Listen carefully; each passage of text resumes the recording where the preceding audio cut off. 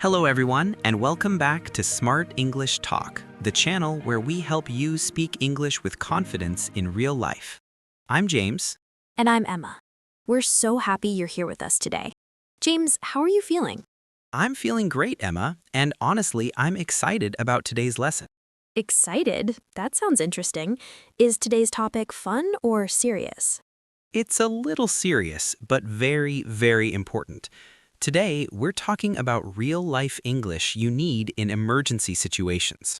Yes, this is not classroom English. This is English you may need when you feel nervous, scared, or under pressure. Exactly. Many students tell us, I know English, but when something serious happens, my mind goes blank. And that's completely normal. When you're stressed, perfect grammar doesn't matter. What matters is clear communication. Today, we're going to help you speak simple, clear English in situations involving the police. Now, don't worry. This lesson is calm, friendly, and easy to understand. We'll share real lifestyle stories, useful phrases, and short mots.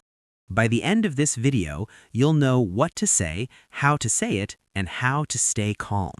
But before we start, we have a small request. If Smart English Talk helps you, please subscribe to our channel. And give this video a like. It helps more learners find useful English lessons. All right, Emma, are you ready to begin? Yes, James. Let's start with our first real-life situation. James, before we share stories, I think we should talk about why this topic is so important. I agree. Many people study English for years but still feel afraid in real situations. Yes, in a classroom, everything feels safe, but real life is different. In real life, you don't have time to think about grammar rules. Your heart beats faster, your hands shake, and suddenly simple words disappear. This happens to native speakers too, not only English learners. Exactly. So if this happens to you, don't feel bad. The good news is you don't need perfect English. You only need simple, clear words. For example, instead of a long sentence, you can say, "Please help me. I need the police. My phone was stolen." Short sentences, clear meaning. Another problem is fear. Some people feel nervous talking to police officers. They worry about mistakes or accents.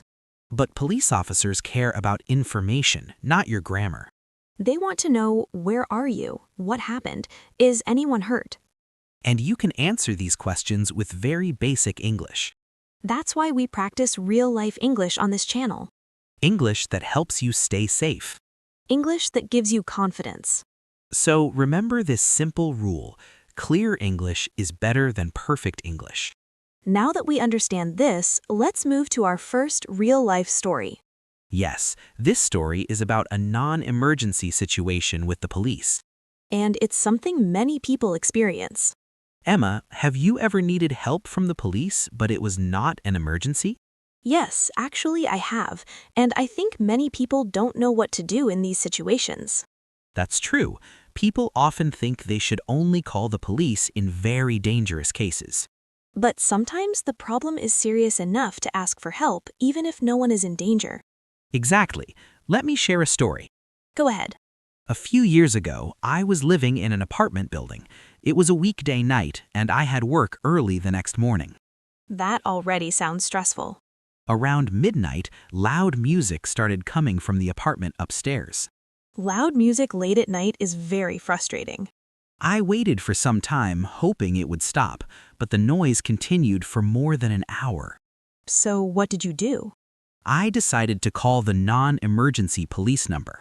That's an important point. This was not an dangerous situation. Right. When the officer answered, I felt a little nervous. That's normal. I spoke slowly and said, "Hello, I'd like to report a noise problem." Simple and clear. The officer asked for my address. The address is always very important. Yes, I gave the full address and described the situation. Loud music from the apartment above me. And what happened next? The officer thanked me and said they would check it. Did the noise stop? Yes, after a short time, the music became quiet. That's a great example of using calm, clear English. And the key lesson is this: You don't need long sentences. Just say the problem clearly.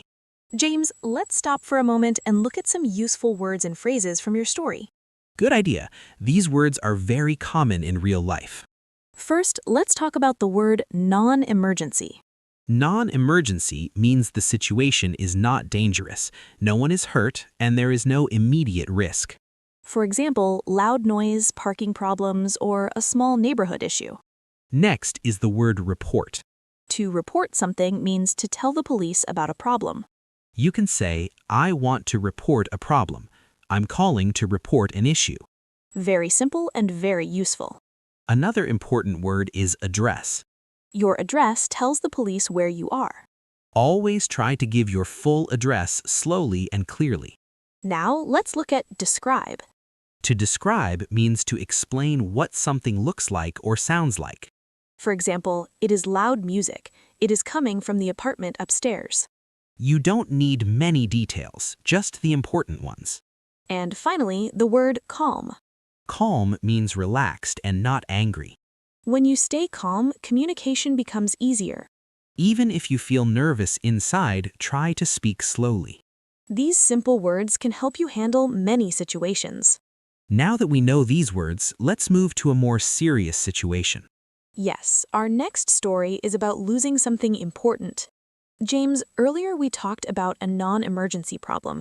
Now let's talk about a situation that can feel very stressful. Yes, losing something important can make anyone panic. This story happened to me a few years ago. Okay, Emma, tell us what happened. I was visiting a new city for the first time. Everything was exciting and new. Were you traveling alone? No, I was with a friend. We were walking around a busy shopping area. Busy places can be dangerous for personal belongings. Exactly. We stopped at a small cafe to sit and rest. That sounds nice.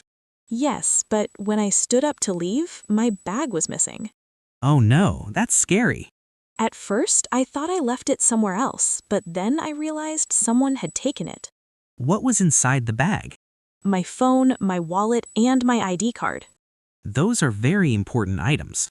I felt nervous, but I remembered to stay calm. That's very important.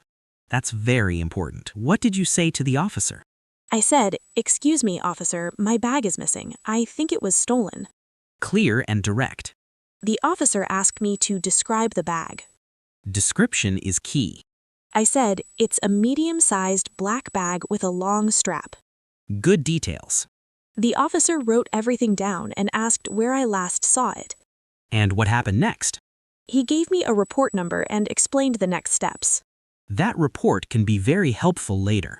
Yes, even though the situation was stressful, simple English helped me. Emma, now it's time to practice with a role play. Yes, role plays help you think fast and speak simply. I will be the police dispatcher.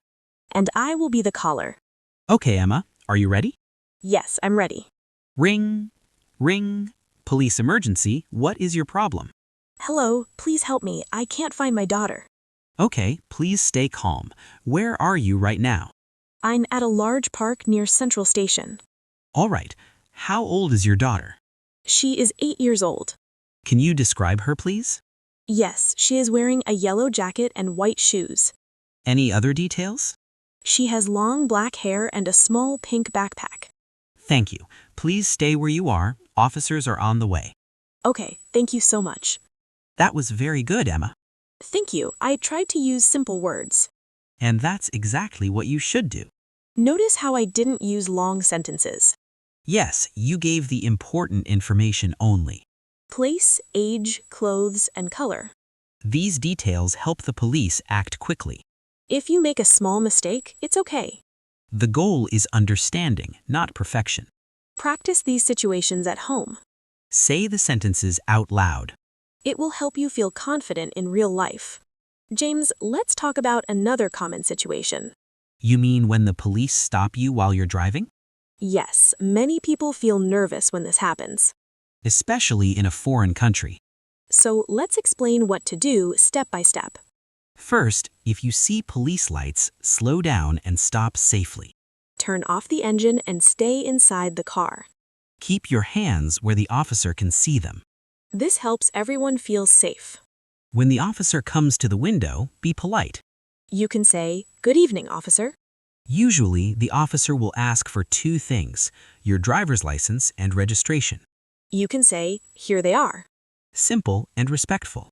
Sometimes the officer may ask, "Do you know why I stopped you?" If you're not sure, it's okay to say, "I'm not sure, officer." If you made a mistake, be honest. For example, "I'm sorry, I didn't see the sign." Never argue or raise your voice. Staying calm makes the situation easier. And remember, follow instructions carefully. If the officer asks you to wait, just wait. These small actions show respect. And respect helps avoid problems. Now, let's move to our final part and review today's lesson. James, let's quickly review what we learned today. Good idea. A short review helps everything stay in your memory. First, we learned that real-life English